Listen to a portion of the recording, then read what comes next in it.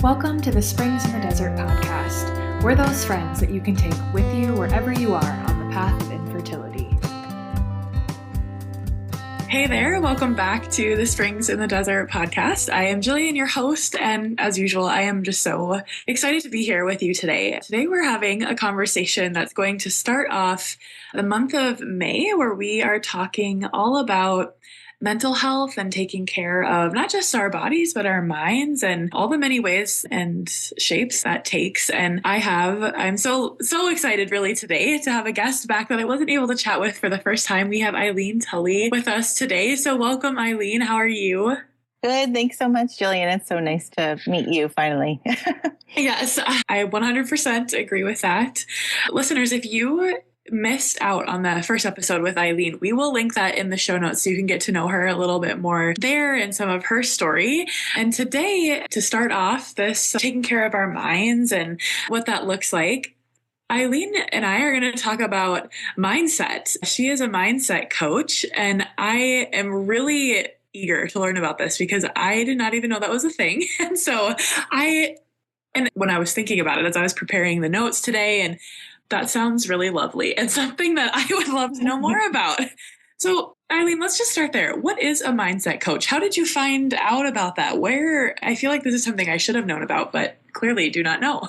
Yeah, I stumbled upon it myself, and It was only maybe 3 years ago is when I first started learning about mindset coaching. And so I'm 51 now, which means I was in my late 40s when I learned about it. And the way I learned about it was even in a roundabout way. My husband and I were on vacation. We were lounging by the poolside, and we were talking about our temperaments, which I had heard and I knew what they were, but I wasn't totally sure what defined each temperament or what I was, right? What was my temperament? And I asked him if he knew his or what they meant.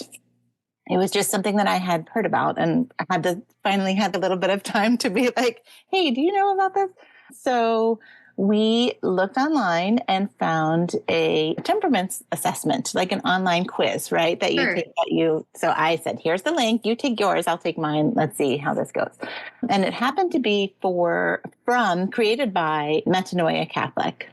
Okay. So I don't know if you're familiar with them, but Metanoia is Catholic coaching team, or they train Catholic coaches. They are Catholic coaches. And so we took our assessments, and as we got our results emailed to us, we learned about Metanoia Catholic from the email, as one does. And so it was really eye-opening. It was stuff that I wish that it was validating as I read about my temperament, and I compared it to my husband's temperament, and we were like, oh, that's why you do this, and that's why I do this, and that's why this, why did we have to wait till 17 years into our marriage to know this information? We knew it. We recognized that we were different in those ways, but it was this is why. It's not just a character flaw or a quirk or something. It's we're wired differently, right? God has created us differently. And so as I looked into Metanoia, they were having something coming up called, I think I listened to their podcast a couple of times. They were having something that they call Catholic Coach Week. And it was an introduction to coaching. Here's what mindset coaching is. Here's what happens. So in that coach week, I learned something totally radically life-changing for me, which has to do with the way God has designed us, so that let's just start with our circumstances and our emotions, or our circumstances and our thoughts about our circumstances. So the distinction between those two things was the first eye-opening situation that made me recognize what made saints so different, or what put me on a path as a goal of to have my thoughts about my circumstance be more in line with the truth, right? Because we have a circumstance in our life, what comes up, but our primary response is usually, if it's something difficult, right? If it's suffering, if it's a challenge, our thoughts are this is going to be bad for me. This is going to hurt me. I don't want any of this. And then I read the saints who are God, give me more suffering so I can be more like Jesus. And I think, how did they get there? How did they get there? I'm not there. That is not my first thought when something happens. But that's how we can read in the Bible St. James tells us to consider it all joy when you face trials, and you think, oh, that's rich, right? Yeah. How do you get Yes. there? What is Yeah. that? But so it has to do with the trial, and the circumstance is one thing, but the way you think about it is another thing. And so Catholic mindset coaching has to do with aligning your thoughts about that circumstance more with the truth of who you are and who God is and all that he revealed about himself and his word. And so, yeah, that's mindset coaching has to do with renewing your mind and being transformed like St. Paul tells us to do, right? Yes. Oh, that's a beautiful explanation. And now I just want to know even more. I want to dive in. And I can see, I love that you referenced, of course, scripture, but that in a new way, some of those scripture passages that you mentioned feel more accessible, more more human, Yeah, more. like this might actually be possible for me. Yes. And I love that. And I'm wondering then, we're going to have conversations with other kinds of, I call them people helpers. So I guess my question is twofold. What is the difference between a mindset coach and, let's say, a counselor or therapist? And how would someone know maybe what's a better option for them to pursue? Maybe first, if they're having to choose, I'm sure they're both great and probably could be pursued at the same time. But is there a distinction of maybe if someone has a need, who they should maybe be seeing, and who would be a great fit for mindset coaching? Yeah, that's a really good question, because there is a lot of overlap, really. If you picture like a Venn diagram, like this is exclusively a coach and this is exclusively a therapist, and there's a place where they overlap, that there's some things that are in that middle section. And I would say a therapist works with mental illness. A therapist would be someone you exclusively should see for things like that. A therapist works with a lot of things that happened in the past, often, right? So things that have happened to you, things that need healing, and maybe if you need medications or you have a mental illness that needs to be treated, that's exclusively therapist category. That is not something a coach does. The coach section, the coach circle, would have things like maybe setting a goal and working with people who might feel stuck and helping them take action or understand like why they're feeling stuck and what actions they might have. The coach really focuses on goal setting, whether that goal is like, I want to lose weight, or I need to get my house organized, or I want to grieve in a better way. I want to move through a grief situation that I'm having, right? I'm having difficult. I want to navigate this relationship differently. That might be a coach thing, because what we're doing is setting a goal. We're understanding what's maybe keeping us from that goal. And then we have a starting point and the goal so that we can see where the progress happens. And it's usually more short term than a therapist relationship. But in that overlap can be someone who holds the space for you to process things, or someone who like hears you with an open mind and can listen. Because a lot of times we just need someone to do that in our lives, don't we? Like, I'm working through something hard. There's something that's spinning in my mind, and I just need to unpack it with someone. Right? And there's not a lot of people that we can do that with, who aren't going to just, you should do this or that, just give us, but just can hold the space and let us unpack it, and maybe ask us some questions like, why do you think? And so there's that. I would say that's in the overlap place. But so a coach, just like the idea of a stage coach, or like the coach, we just rode coach on our flight to Ireland as we walked past the business class. We were just like, oh, that would be nice. But there we were in coach for all those hours. So coach takes us from one place to another, just like a sports coach. Like, your starting point is here. We want you to get to this place, right? So a coach is doing that with you too. They're saying, here's where you're starting, and we want to move forward in a different, and have a different outcome. Where a therapist might be like, here's where you are. Let's figure out what got you to this place. And they might go backwards and figure that out with you. So I think that brings a little bit of clarity about, and there is, like I said, there's definitely some places in the middle, but I've worked with people and recognized I think this is out of my wheelhouse, and it would probably be best to talk to a therapist. Yeah. Yeah, that's, I think, a very helpful. I like the visual and I like the explanation. That's I love helpful. a Venn diagram, Jillian. Yes. Yes. I have a whiteboard in my office and I love being able to get things out and see them because sometimes that's just what it takes for our brain to see, oh, okay, that's what we've been talking about. Now I get it. Seeing things in a new way, which is, funnily enough, I'm sure what mindset coaching does, seeing your life in a new way and bringing, I love this idea of asking good questions and holding the space to be able to process something. And the world, our lives are fast paced and we can slow them down, but it really takes effort to do it. It takes more effort to slow it down than it does to speed it up. Things will just keep moving if you let it. And that other idea of, like you said on your whiteboard, doing sort of the brain dump, right? Like getting the thoughts out of your head because they tend to just spin and spin and spin, right? Yes. And sometimes there are thoughts in there that we're not even aware that are in there. So having someone to process that with while someone is talking to me, sometimes I'm just jotting down the things that they say. And then I just can even read it back to them and they are like, oh yeah, that one's in there. There's something about a brain dump where let's just put those thoughts on paper. And it reminds me of the verse, to use scripture again, of taking every thought captive.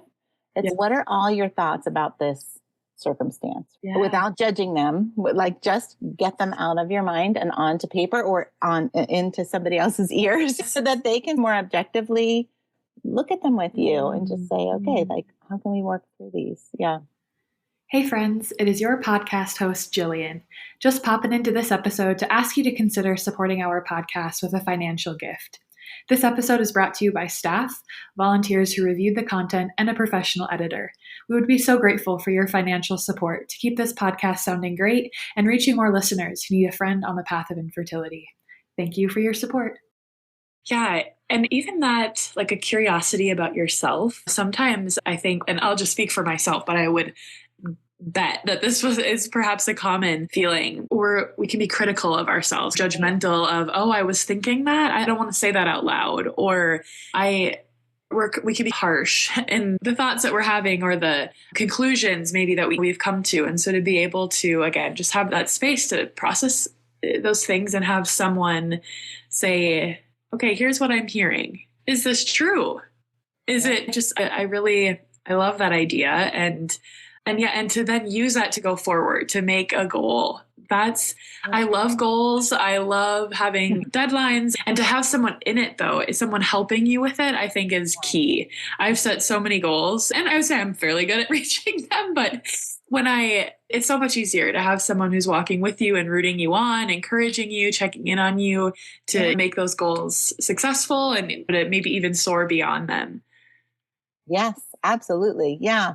And so like having a coach who can like check in with you, reevaluate, like, how are we doing? Like, where do we need to tweak things? Because one of the things that I learned in that Catholic Coach Week that was really eye-opening to me, and I would say probably changed all of my relationships, but especially my marriage. My husband did that week with me. There was like if you go, your spouse can go too.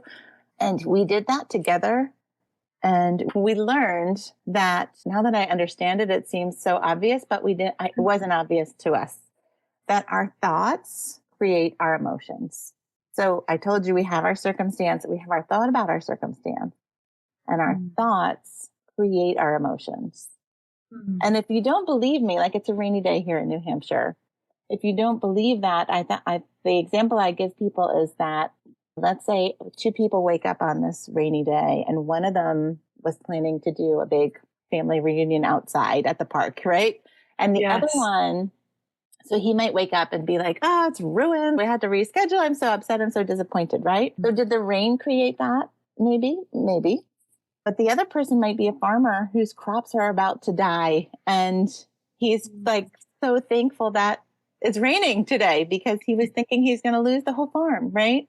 Yes. So the rainy day circumstance, right, didn't create those emotions, but it has to do with what the person is thinking about that rainy day, right? Wow. And that is shaped by our environment and what we've been through, and that kind of like the farmer and the person planning the family reunion. But the rain wasn't the problem. The rain wasn't the good thing or the bad thing. The rain was just the rain. So that's what it means. Like, what are we telling ourselves about that circumstance? What are we making that circumstance mean? So the idea that, what am I making that mean, actually is a really big question. Because the idea, like, so my husband and I might have a conflict, or maybe he would be home late for work. And I would be planning on him being home for dinner at this time, and he wasn't home, right? Like, maybe he was stuck in traffic. I don't know the whole story, but he wasn't home when I thought he was going to be home. And then when he walked in the door, I would have a lot of thoughts about him being late. And usually my emotions would be like, why are you so the question to ask ourselves is like, what am I making his being late mean? Like, he's disrespecting my time. He didn't let me know. He doesn't care that I'm here working at home with all the kids and trying to make the food and Like, I'm trying to make it hot so it comes all out at the same time. So I was making it mean something that it didn't mean. Like, he wasn't making it mean that. I've been working all day. I've been stuck in traffic. I just want to get home. I'm so thankful to finally be home. And he walks into me fuming, which happens. It happens, right? That kind of stuff happens all the time. Yeah. So there was his being late, but then there was my thoughts about his being late, or what I was making it mean. And sometimes that's one of the things that we can learn about ourselves too. Like you said, what am I making these things mean about myself? Yep. As we're critical about ourselves for things, for not reaching our goal, or for, even if our goal was losing weight, right? What am I making the fact that I'm overweight mean about myself? And then let's drill down to underneath those thoughts. What are the actual facts? The facts are like quantifiable. This is what I weigh. This is what I eat, right? Yes. This is how much I move. Let's just take away all the emotions around that, all the hyperbole, all the swirling things in our heads, and let's get to what the facts are. Okay. Mm-hmm. And we can like just be objective. That's a big change. Taking that emotion away from it, and what we're making it mean about ourselves, that we weigh this much, or we move this much, or we eat this much, or whatever we're eating. And let's just take all the thoughts away and just deal with the facts. So like that's all about our mindset, right? All happening in our minds. And so creating all these emotions in us of maybe shame, and then from that emotion of shame, our emotions cause our actions. That's why the word motion is in there. So it inclines us to act a certain way. So from shame, you know what I want to do? I want to eat more. Or I want to curl up in a ball and not take a walk. Or I want to just freeze and my house is a mess and do it. Does shame make me want to clean it up? No, it makes me want to hide. But for me, shame is a big emotion that comes as a default. But recognizing that tendency that like there's a circumstance, I have a thought about it. It's creating an emotion for me that's inclining me to act a certain way. Does that get me towards my goal or not? It was like our life changed as a married couple. I'll tell you what, because we could talk to each other and say, this happened and here's what I've made it mean. But can you tell me, like, what were you thinking in this circumstance, right? What were you making that mean? And then it's a whole level of understanding each other differently and effectively, truthfully. Wow. As you've been talking, Eileen, I've just been thinking of things that have happened this week, and then thinking, all the time. I think I made a lot of things mean things that they didn't, they didn't actually mean. Yes. And to have that vocabulary and that, again, that visual, that there are circumstances and my thoughts about that, which become emotions. And that's a really helpful kind of pathway. Like, where do I need to kind of walk back to, and where was so it? Like knowing that those are the steps and this leads to this, but this is not what I want. So let's back up and unpack like what my thoughts are about this circumstance and see if they might need some tweaking. Yeah. Yes. Yeah. I love that. And I'm curious, Eileen, about how you pair that. You've already shared, I think, several ways, but how do you pair this coaching skill, this mindset coaching, with our Catholic faith? What does that look like maybe when you're coaching someone, or does it maybe shape the lens, I'm sure, of what that mindset is? Can you talk a little bit about that? Yeah, I think God has given us a unique ability as humans to think about our thoughts. Something, right? To think about our thinking, to evaluate ourselves, right? A dog doesn't do something and be like, should I have done that? Was that a good idea? A creature can do that. Just like step outside of yourself, which is like almost you think that there's other elements of us, like that Trinitarian quality of God to be like other and one at the same time, right? That we have this ability to step out of ourselves, observe ourselves, and evaluate ourselves with reason.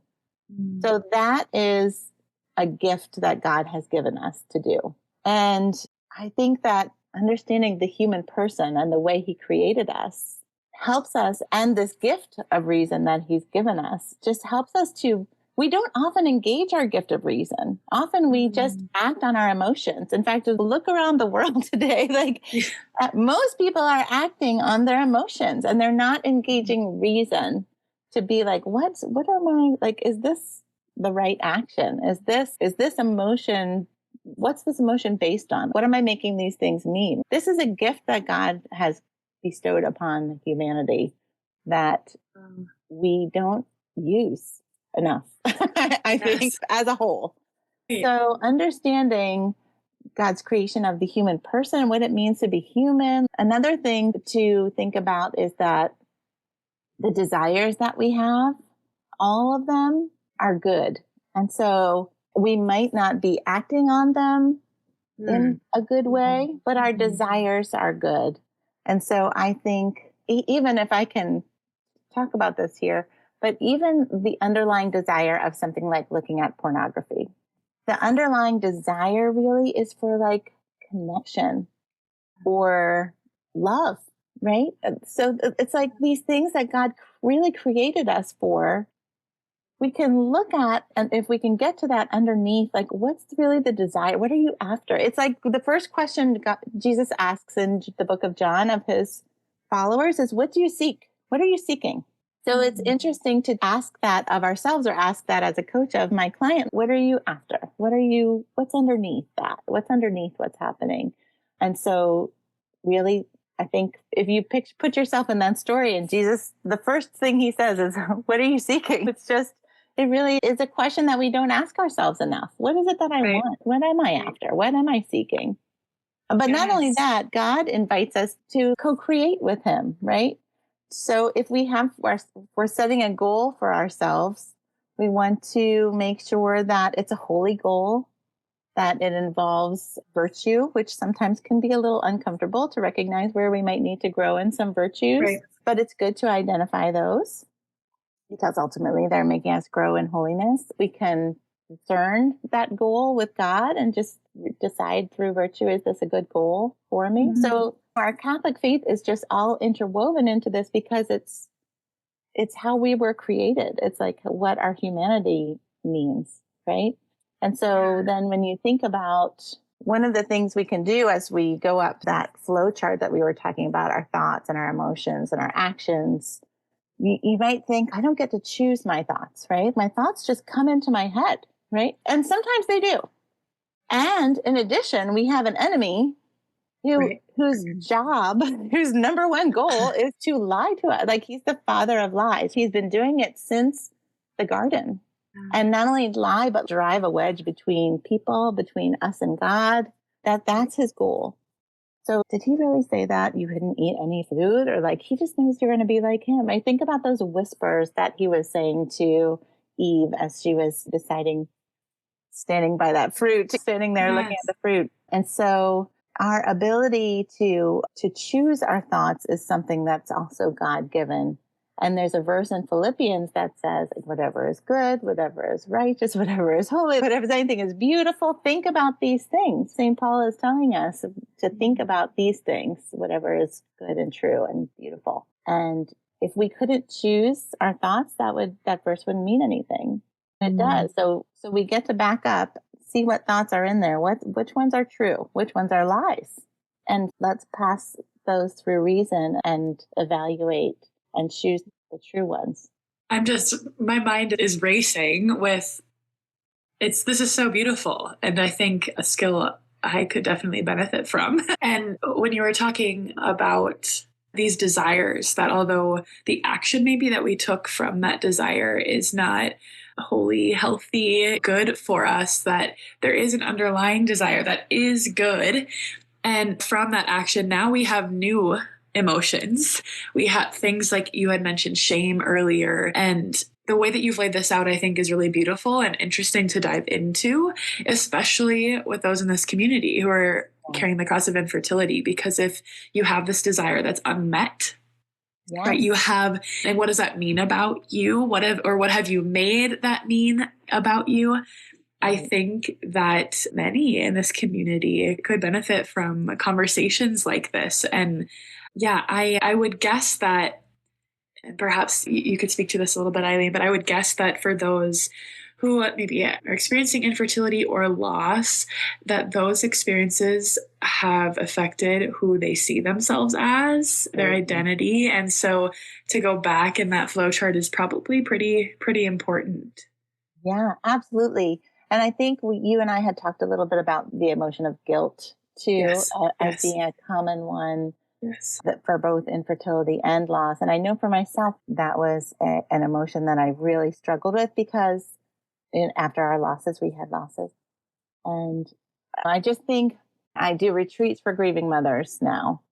And every woman to a woman, every single one has dealt with guilt. And I did not struggle with guilt when my grandfather died. I did not think, what should I have done differently? What could I have done to stop this? Yep. But as mothers or as women or as the person that God has put us in this role, that is a big question that we have. What could have, would have, should have we done differently to change the outcome? And there are some times when guilt is an appropriate emotion to have when we have done something objectively wrong. Sometimes guilt is useful, but usually in these cases, the guilt is something we call an indulgent emotion. And indulgent sounds like, ooh, like I want to indulge in some chocolate or something that's really good. Like I'll indulge in a massage. So guilt doesn't feel good. Guilt does not feel good. But we're indulging in this emotion because it feels easier than another emotion sometimes. And so what we can do is we can say, okay, if you couldn't feel guilt, or if guilt was like a blanket that was covering a harder emotion, what might be underneath that? And so a lot of times the feeling of guilt is covering up the discomfort that comes from not knowing why something's happened, right? And so my babies died and I didn't have an answer for why. Why would God do this? Why did I miscarry? What went wrong inside my body? It feels really uncomfortable to not have an answer. Yeah. And so if you can imagine that guilt feels better than that, what feels better is to say, it must have been me. It must have been something that I'm doing, that I did, which doesn't feel good, but it feels better than that, right? It feels, okay, I'll just call it this. It was me. It was my fault. It's my body. It's something wrong with me. So yeah, like it's funny to say that we're indulging in guilt because guilt is an uncomfortable emotion, but it's more comfortable than I don't know why this happened and I don't have an answer. And that feels too out of control. Yeah. And guilt feels like I have a little bit of control. Guilt feels like it was me. I got it. It's just something wrong with me. Which feels safer somehow. So maybe underneath guilt is fear that there's not an answer, or I might not ever know why God chose to do this or what his plan is, or have the control to be able to change this. And that feels really bad. Right. So guilt gives me control. It's just me. It was me. It was my fault. Which is so hard. Yeah. It's hard to have that painful emotion covering something even more painful. Yes. Yeah. It's getting underneath those things. Yes. Figuring it out. Yeah. Yeah. You were just reminding me of a conversation I had. It must have been in college in my theological studies. And we were talking about what does it mean to understand, right? And we were trying to break down the word Like, okay, you're under something and you're doing that. And then someone had said, you have to get underneath it. You have to know the whole of the thing. We like drew out these visuals. And I think to be able to know who we are, to understand who we are, to be able to, and who God is. Yes. Right? Because that fear that's under there is, whoa, God sometimes lets bad things happen. Yeah. Or sometimes he allows pain. It makes, I can't, and we can't ever fully understand him, but that reveals a little bit more about him that like, maybe I don't want to know that, maybe yes. Maybe I don't feel comfortable with that reality. Yes. And I can't wait to learn more. And I'm guessing our community, I can feel them, even though they haven't heard this episode, wanting to know more. So practically, I'm a practical gal, and I would be asking all the questions. Are coaches, do they have to only see clients within their state? Are you taking more clients? How could they find a mindset coach? Can you just give us some of the practicals? Yep, absolutely. Yeah. Coaches are not like therapists, so they don't have to be licensed in a certain state. In fact, they really don't have to be certified or licensed at all. Someone doesn't have to be that for setting up a shingle and calling themselves a coach. Hanging a shingle, I guess, is the word that I meant.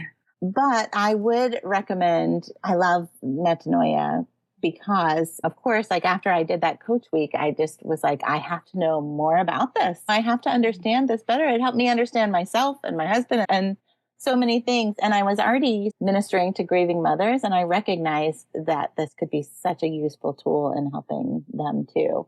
So that's when I went and got my certification with them as a coach. So you can go to, I want to say it's metanoiacatholic.com, but I will just, maybe you can just verify. Yeah, right? yes. Okay. I can't do it right now. We'll link it. Yeah. So Metanoia has a coach directory. But yes, I am seeing coaching clients, and you can learn about that on my website, which is eileentully.com. But they also have a directory. So there are like a weight loss coach, or there's a men's coach for different things, or like maybe you want physical fitness coach. But they're all grounded in this Catholic The underlying theme is a Catholic one of looking to virtue and holiness and growth in holiness. So it's beautiful. Yes, I will make sure I'll link Metanoia. I will link your website so people can find you quickly there.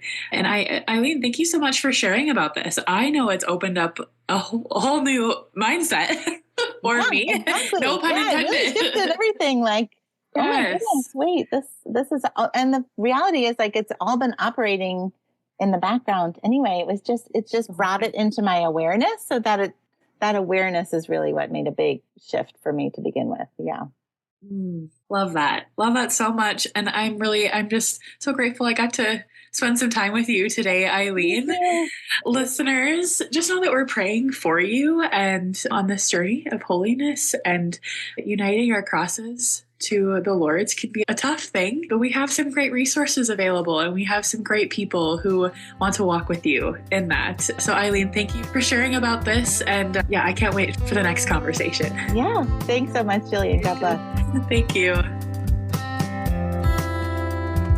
Thank you so much for joining us for this Springs in the Desert podcast episode. We would be so grateful if you took a minute to rate and review us so that we can reach more listeners. Don't forget to check out our social media pages on Facebook and Instagram, and go to our website, springsinthedesert.org, where you can sign up for our newsletter and community prayer list, read our blog, and register for virtual and in-person events. Most importantly, remember that God loves you so much, and so do we.